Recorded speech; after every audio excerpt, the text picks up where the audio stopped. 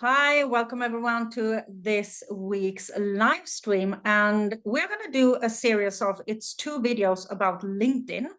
Because, first I want to say welcome, Josephine. We have Josephine Vanner with us that we're going to talk about when it comes to LinkedIn. And for everyone that is joining me for the first time, my name is Angela. I'm a virtual event sales expert. But the reason why I wanted to talk about LinkedIn is that me myself are moving more into LinkedIn in 2024 to scale my business.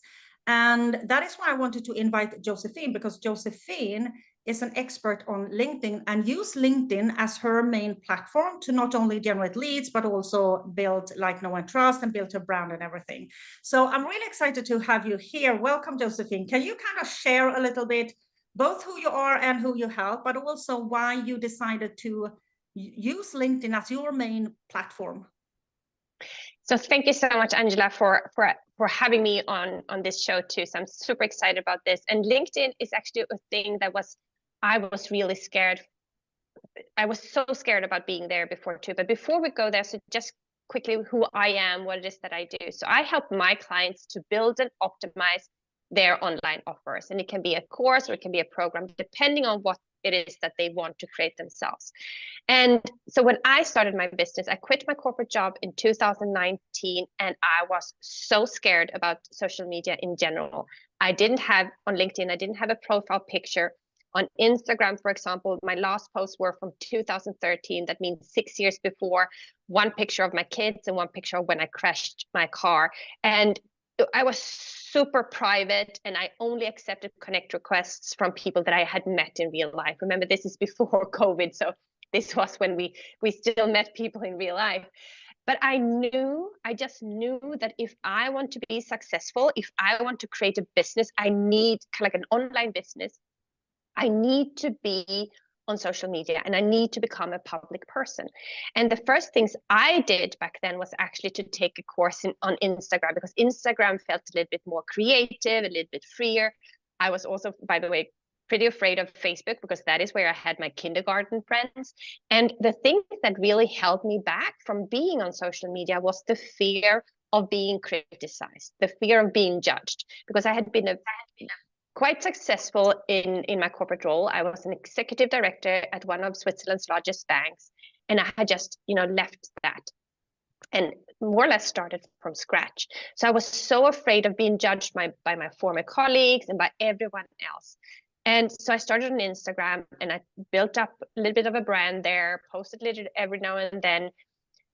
But I knew that for me, it was actually, I wanted to reconnect with some of the people. So I kind of almost like sneaked back to LinkedIn and started a little bit, just step by step.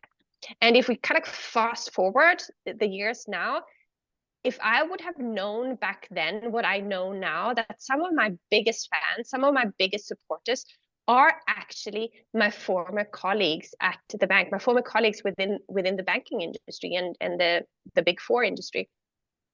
And you don't need to be afraid of reconnecting with these people and start sharing what it is that you do. Because the thing between what I find, and I know you have a little bit of a different view there, but I find it so much easier to really connect with people on LinkedIn as opposed on Instagram or Facebook, for example. So that is the main reason why I am on LinkedIn, because I find it easier to connect with people. But not only that, because the other platforms are super crowded. You are just one person out of a million others who post about what it is that you do. And the reason why you should be on LinkedIn today or in 2024 is actually that only a very tiny fraction of the people, it's 5% of the 900 million that are on LinkedIn, actually post regularly on LinkedIn. So it's a super opportunity to stand out in comparison to others. You feel the number one reason, if we see it as a reason that people want to use LinkedIn now, is kind of the crowded market space and the unused value of LinkedIn? Absolutely, definitely. Because if you think about it, everyone is on Facebook, and everyone, depending on obviously who it is that you're targeting. I mean, one of my clients is a dating coach, and she finds it's really hard to be on LinkedIn because who wants to kind of like and comment on posts from a dating coach? You might not want to share with your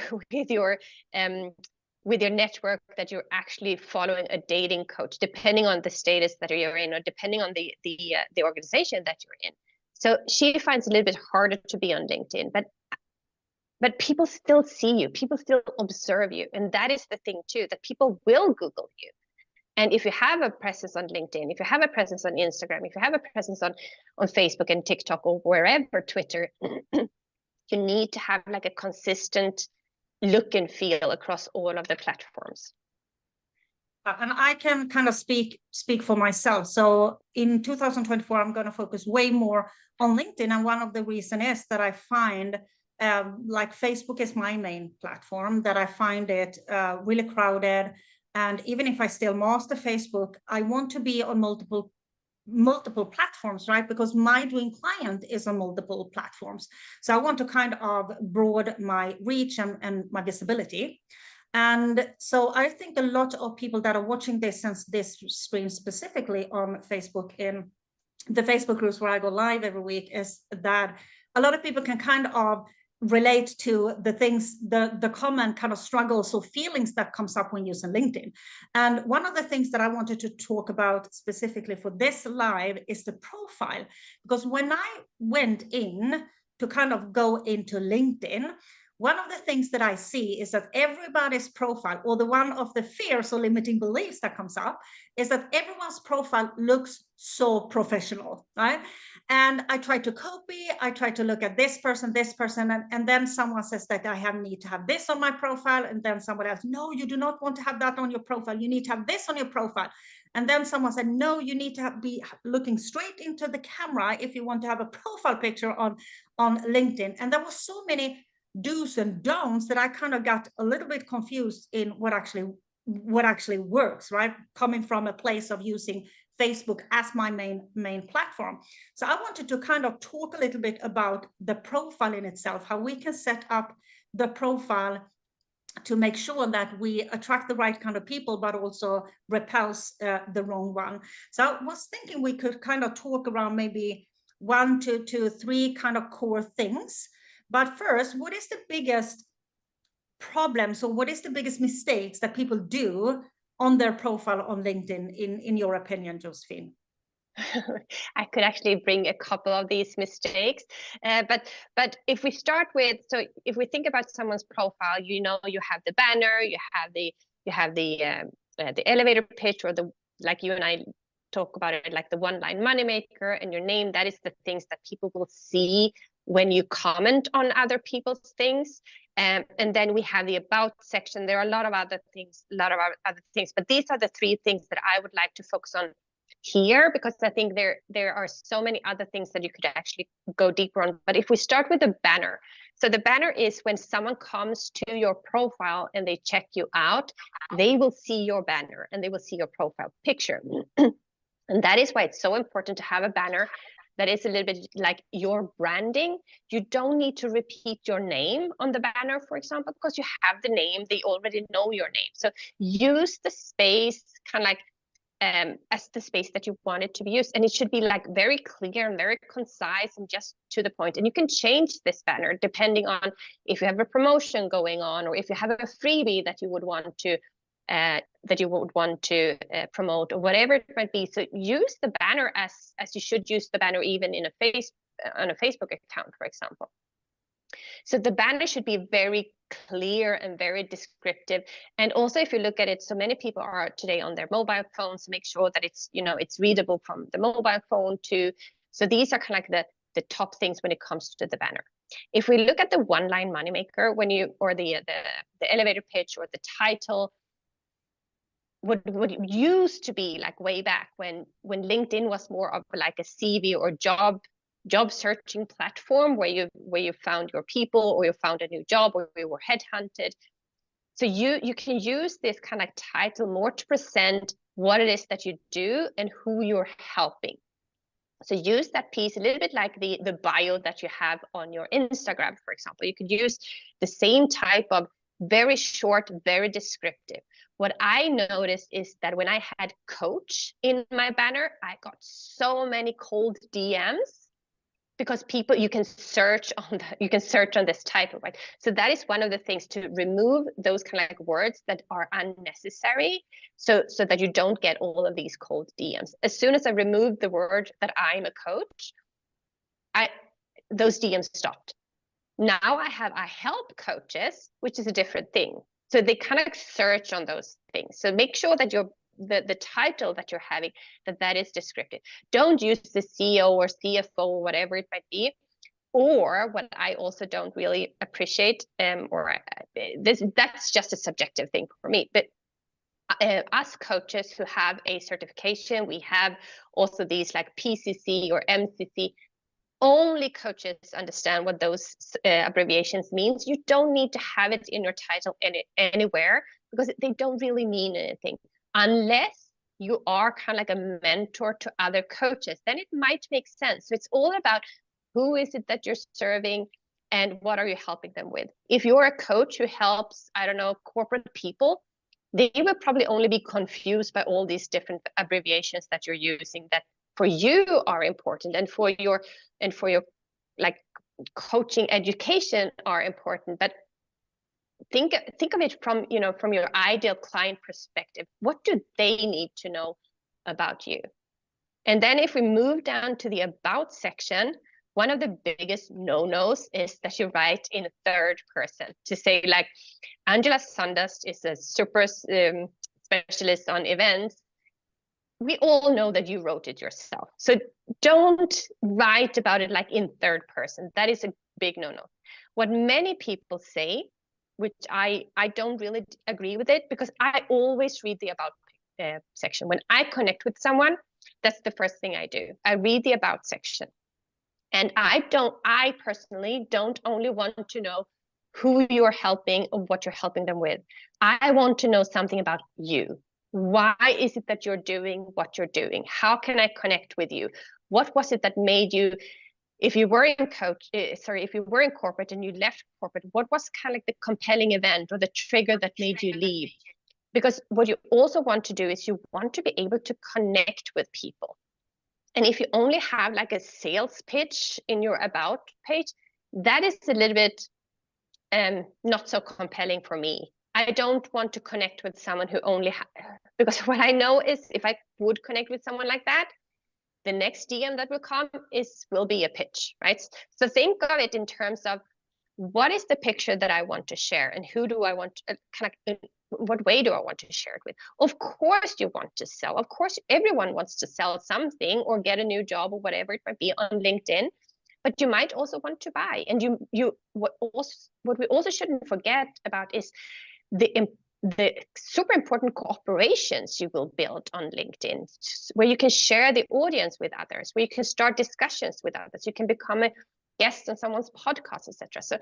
So make sure you also have a little, in my view, you have a bit of a personal touch to your about section.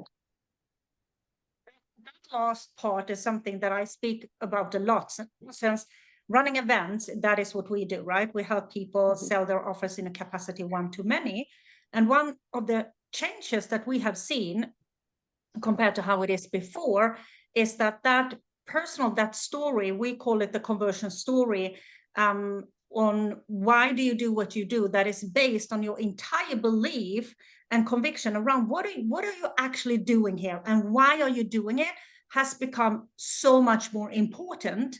And that is a good thing to remember then when we write that about section on our LinkedIn, because one of the, I guess, limiting beliefs that I feel when I open LinkedIn is that it needs to be so professional. It needs to be so kind of straight. I almost feel when I open LinkedIn, I do like this. So it's almost that feeling.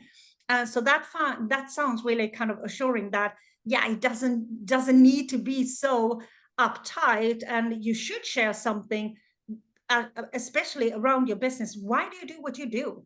What was your story behind whatever you ended up here, right?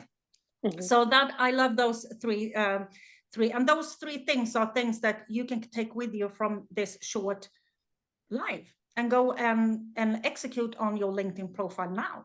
But if you want to learn more about how to use LinkedIn for grow your audience, but also generate, of course, high qualified leads, Josephine has an opportunity for you. It's actually her LinkedIn Clarity Masterclass coming up the 16th of January. So I'm going to ask you to share a little bit about first of all, who this masterclass is for and what they are going to learn. And when they leave this masterclass, what is their biggest win?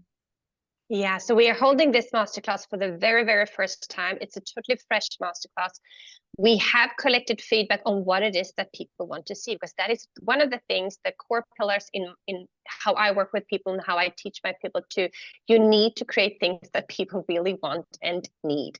So this masterclass it's the very first that we will run it. We already have a high number of participants that will be there, and I'm so super excited about this.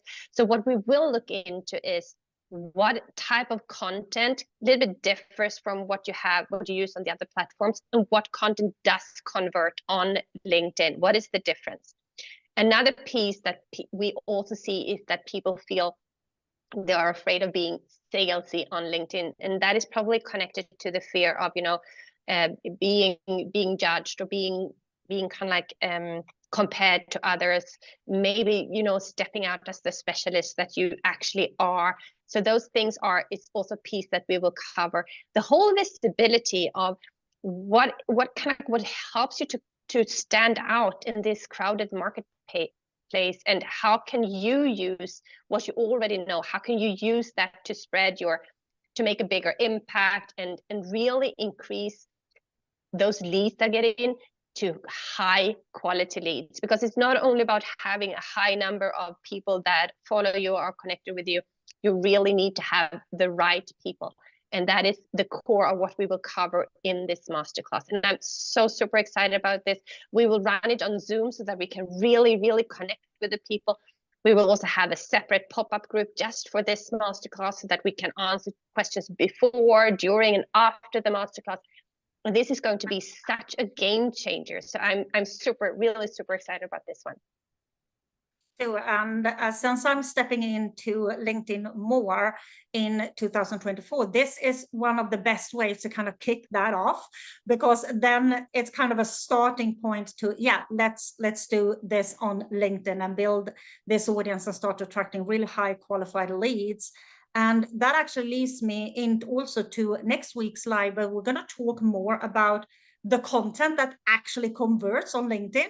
Because for me, for an example, I have kind of copy and pasted and got cricket. So I really wanted to kind of discuss that. So make sure that you join us also next week, the same time, on this live stream, and learn more about the content that actually converts on LinkedIn. And if you want to join Josephine's masterclass, it's the 16th of January, right? It's 11 a.m. Eastern time. And the link, I'm going to share the link below this video as well, but it's tinyurl.com/LinkedIn Clarity in one word. So tinylink.com/LinkedIn Clarity in one word. And I'm also going to share the link inside of the comment section. So thank you so much, Josephine, that you wanted to join me. And you're also going to join me next week. I'm really excited for that live. And is something you want to end this live saying for the people that might sit on the fence? Am I going to join this masterclass? Am I not? Am I the perfect fit to have my business on LinkedIn? Do you have anything to say to those? I think that everyone can actually benefit from this masterclass. We are going to cover this. It's the 60 minutes masterclass where you're going to get so much takeaways from that masterclass. Don't wait to sign up, because we will have amazing bonus sessions. And you, Angela, doesn't matter if it's on LinkedIn or if it's on Facebook, but your sales mindset is super admirable. So you will also be there supporting kind of like people from a sales mindset perspective, because that is key. It's not just about being visible, about sharing content. You also need to dare to step up to serve the people, to really offer them, invite them to work with you. So that is why it's so super cool that you and I are going to be there before, during, and after the masterclass for the people that register for it. So don't wait to register for it. This is going to be the best kickoff you can have for 2024. So I'm really, really looking forward to seeing as many of you there as possible.